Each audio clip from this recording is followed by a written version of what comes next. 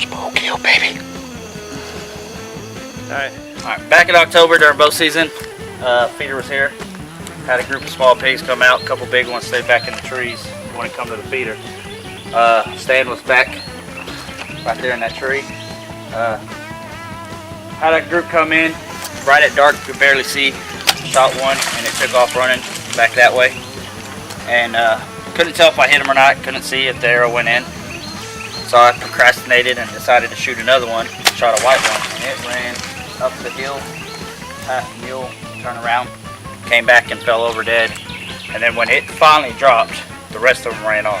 Was the mule here when you shot him? You said Yeah. right past the mule. Yeah, the mule was here. The mule was there. You know, pigs are stupid.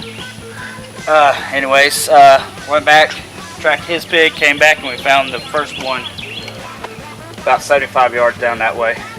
So, first bow kill, 2 pigs, 1 hunt. There you go. Good hunt. Good job.